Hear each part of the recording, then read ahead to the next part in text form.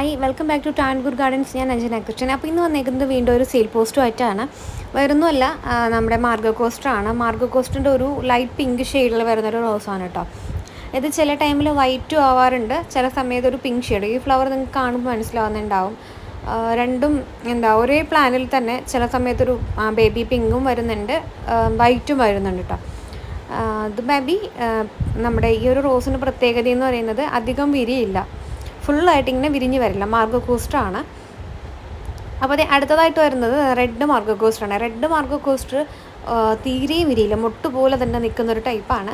ഒരു റൗണ്ട് ഷേപ്പാണ് കേട്ടോ. ഇതിനെ താമര റോസ് എന്നൊക്കെ പറഞ്ഞിട്ട് കുറച്ച് പേര് എൻക്വയറി നടത്താറുണ്ട്. അപ്പോൾ ഇതിൻ്റെ 2 കളേഴ്സാണ് നമുക്കിപ്പോൾ സെയിലിനായിട്ട് വന്നിട്ടുള്ളത്. അടുത്തതായിട്ട് ഒരുപാട് പേര് സെയിലിന് കൊണ്ടുവരണമെന്ന് റിക്വസ്റ്റ് ചെയ്തൊരു റോസായിരുന്നു ബോണിക്ക 82.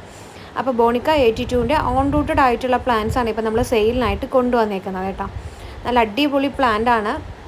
ഒരു പ്രത്യേക ഒരു കളറും നാടൻ ടൈപ്പ് റോസുമാണ്. നമുക്കിതിൻ്റെ തൈകളാക്കി എടുക്കാൻ വളരെ എളുപ്പമാണ്. നമ്മുടെ പട്ട് റോസ് പോലെ തന്നെ നമുക്ക് തൈകൾ കമ്പ് കുത്തി വെച്ച് തൈകളാക്കി എടുക്കാൻ പറ്റും കേട്ടോ. ഓൺ റൂട്ടഡ് ആയിട്ടുള്ള പ്ലാന്റാണ് ഇപ്പോൾ അവൈലബിൾ ആയിട്ടുള്ളത്. പിന്നെ അടുത്തത് ഈ ഒരു റോസാണ്. ഇതൊരു ഫ്ലോറിബെൻഡ ടൈപ്പാണ്. അതിൻ്റെ ഐഡിയയും കാര്യങ്ങളൊന്നും എനിക്കറിയില്ല. കൊലകൊലയായിട്ട് ഇങ്ങനെ ഫ്ലവറിങ് ആയി നിൽക്കും കേട്ടോ. ബഞ്ചസ് ആയിട്ട് പൂക്കുന്നൊരു ടൈപ്പാണിത്. അടിപൊളിയാണ് കാണാനായിട്ട്. ഒരു വല്ലാത്തൊരു ഡീപ്പായിട്ടുള്ള റെഡ് ഷെയ്ഡാണ്. ഒരുപാട് ദിവസം, ഏകദേശം ഒരു 10 ദിവസമെങ്കിലും ഇതിൻ്റെ ഫ്ലവർ നിൽക്കുന്നതായിട്ട് എനിക്ക് തോന്നിയിട്ടുണ്ട്. കാരണം നമ്മുടെ ആ ലോഡ് കൊണ്ടുവന്ന ടൈമിൽ എൻ്റെ പേഴ്സണൽ കളക്ഷനിൽ ഞാൻ ഒരെണ്ണം വെച്ചിട്ടുണ്ടായിരുന്നു. അതിപ്പോഴും ഫ്ലവറിങ് അങ്ങനെ തന്നെ നിൽക്കുന്നുണ്ട് കേട്ടോ. ഒരു അടിപൊളി റോസാണ്. പിന്നെ ഇത് വന്നിട്ട് ഒരു ബ്ലാക്കും ഒരു റെഡ് ഷെയ്ഡും കൂടെ ചേർന്നിട്ടുള്ളൊരു റോസാണ്. ബ്ലാക്കിഷ് റെഡാണ് കേട്ടോ. അടിപൊളി വെറൈറ്റിയാണിത്. ഇതിൻ്റെ വളരെ കുറച്ച് തൈകൾ മാത്രമേ നമുക്കിപ്പോൾ സെയിലിനായിട്ട് വന്നിട്ടുള്ളൂ കേട്ടോ. ഇത് ബ്ലാക്ക് റോസാണ്. ബ്ലാക്ക് റോസും അവൈലബിൾ ആണ്. പിന്നെ നമ്മുടെ പീസ് ആൻഡ് ലവ് റോസാണ്. അടിപൊളിയാണ്. ഞാൻ ഈ ഒരു പൂവിൻ്റെ വിരിയുന്നതും ഓരോ ദിവസത്തെയും ഓരോ പൂങ്കുലയുടെ ഓരോ ഭാഗങ്ങൾ കാണിച്ചു തരാം കേട്ടോ. അപ്പോൾ അടുത്തൊരു വേറൊരു ബഞ്ചാണ് ഇത് കാണുന്നത്. അത് കുറച്ചുകൂടെ കളർ കൂടുതലാണ് കേട്ടോ ആ ഒരു ബഞ്ചിന്. ഫസ്റ്റത്തത് ജസ്റ്റ് ഒന്ന് വിരിഞ്ഞിട്ടേ ഉള്ളൂ. ഇത് കുറച്ച് ദിവസമായി വിരിഞ്ഞിട്ട്. പക്ഷെ എന്നിരുന്നാൽ പോലും ഒരു അടിപൊളി റോസാണ്. പീസ് ആൻഡ് ലവ് എന്നാണ് ഈ ഒരു റോസിൻ്റെ നെയിം വരുന്നത്. ഇപ്പോൾ ഇത് വേറൊരു ടൈപ്പ്. ഇത് സെയിം തന്നെയാണ് മൂന്നും, പക്ഷേ ഓരോ ഫ്ലവറിനും ഓരോ പാറ്റേൺ ആണ് കേട്ടോ. പിന്നെ അടുത്തതായിട്ട് വരുന്നത് ഈ ഒരു റോസാണ്.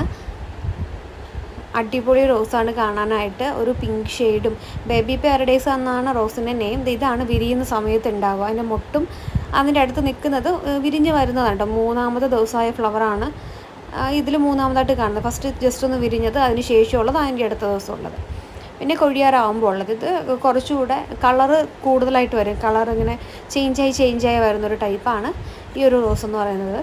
അടുത്തതായിട്ടുള്ളത് മാംഗോ യെല്ലോ ആണ്. മാംഗോ യെല്ലോ എല്ലാവർക്കും അറിയാമായിരിക്കും. ഒരുപാട് എൻക്വയറീസ് വരുന്നൊരു ഐറ്റമാണ് ഈ മാംഗോ യെല്ലോ എന്ന് പറയുന്നത്. അടിയിലെ പെറ്റൽസ് ഒരുമാതിരി ഒരു വൈറ്റ് ഷെയ്ഡൂടെ കൂടുതലായിട്ട് കയറി വരും. പിന്നെ പ്യുവറായിട്ടുള്ളൊരു യെല്ലോ ആണ്. നല്ല രസമാണ് കാണാനായിട്ട്. തേനീച്ചകളും പൂമ്പാറ്റകളെയൊക്കെ മസ്റ്റായിട്ടും അട്രാക്റ്റ് ചെയ്യുന്നൊരു ടൈപ്പ് ഫ്ലവറിങ് ആണ് കേട്ടോ ഇതിൻ്റെ. ആ യെല്ലോ എന്ന് പറയുമ്പോൾ അറിയാമല്ലോ, റോസുകളിൽ തന്നെ കളക്ട് ചെയ്യുന്നവർക്ക് യെല്ലോയുടെ ഒരു പ്രത്യേക താല്പര്യമാണ്. അപ്പോൾ എനിക്ക് ഏറ്റവും കൂടുതൽ ആൾക്കാർ എൻക്വയറീസിന് വരുന്നതും പെട്ടെന്ന് തന്നെ സോൾഡ് ഔട്ട് ആവുന്നതായിട്ടുള്ള ഐറ്റമാണ്. അപ്പോൾ ഇതിൻ്റെയും സ്റ്റോക്ക് നമുക്കിപ്പം അവൈലബിൾ ആണ് കേട്ടോ. പിന്നെ ടിറ്റ്ലി വിങ്സ് എന്ന് പറയുന്നത് ഈ ഒരു റോസാണ്. മിനിയേച്ചർ ടൈപ്പിൽ പെടുന്നതാണ്. ഇതൊരു ഒരു വല്ലാത്തൊരു യെല്ലോ ഷെയ്ഡും അതിൻ്റെ അറ്റത്തായിട്ടൊരു റെഡിഷ് മജന്തയും റെഡും കൂടെ മിക്സായിട്ട് വരുന്നൊരു കളറാണ് കേട്ടോ. അടിപൊളി റോസാണ്. കാണാൻ തന്നെ പ്രത്യേക ഭംഗിയാണ്. നമ്മളിങ്ങനെ വെച്ച് കഴിഞ്ഞാൽ ചട്ടിയിൽ ഇങ്ങനെ നിറഞ്ഞു നിന്ന് പൂക്കും.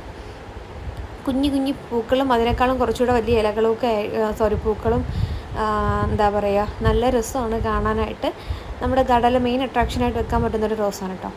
നമ്മുടെ ബ്ലാക്ക് റോസാണ്. കറുത്ത സുന്ദരിയാണ്. നമുക്കിപ്പോൾ അത് കുറച്ച് സ്റ്റോക്കുകൾ മാത്രമേ ഉള്ളൂ. ബാക്കിയൊക്കെ സോൾഡ് ഔട്ട് ആയിട്ടുണ്ട്. അപ്പോൾ ഇനി കുറച്ച് ഒരു 10-15 തൈകൾക്കകത്തേ ഉള്ളൂ കേട്ടോ. പിന്നെയുള്ളത് കഴിഞ്ഞ വട്ടം എൻ്റെ അടുത്ത് കുറച്ച് പേരൊക്കെ സെയിലിന് കൊണ്ടുവരണം എന്ന് പറഞ്ഞിട്ടുണ്ടായിരുന്നു. പക്ഷേ എനിക്ക് ആരൊക്കെയാണ് എന്നൊന്നും ഓർമ്മയില്ല. ഇതാണ് അടുത്ത സുന്ദരി എന്ന് പറയുന്നത്. ഒരു വെള്ളയും പിങ്ക്, നമ്മുടെ സെൻറ്റിമെൻ്റൽ റോസിൻ്റെ തന്നെ ക്രീപ്പർ വെറൈറ്റിയാണ്. മിനിയേച്ചർ ടൈപ്പാണ്. സെമി ക്രീപ്പറാണ് കേട്ടോ. അത് അടിപൊളി റോസാണ്.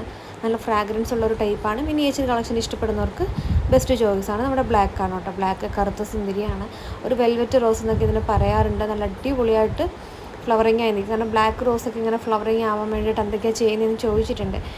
നമ്മളിത് അന്നത്തെ ഒരു കെയറിന് ശേഷം നമ്മൾ ഫസ്റ്റ് ഒരു പ്രൂൺ നടത്തിയ ശേഷം ഇപ്പം ഫ്ലവറിങ് ആയി നിൽക്കുന്നുണ്ട്. പിന്നെ ഈ ഫ്ലവറെല്ലാം വെട്ടിക്കളഞ്ഞിട്ട് നെക്സ്റ്റ് ഇനിയിപ്പോൾ അടുത്ത് തുടരുമ്പോൾ കുറച്ചുകൂടെ പ്ലാന്റ് ബുഷിയായിട്ട് വരും. അതിൻ്റെ ഒരു വീഡിയോ ഞാൻ ചെയ്യാം കേട്ടോ. പിന്നെ അടുത്തതായിട്ടുള്ള നമ്മുടെ യെല്ലോ റോസാണ്, നാടൻ മഞ്ഞ സുന്ദരിയാണ്.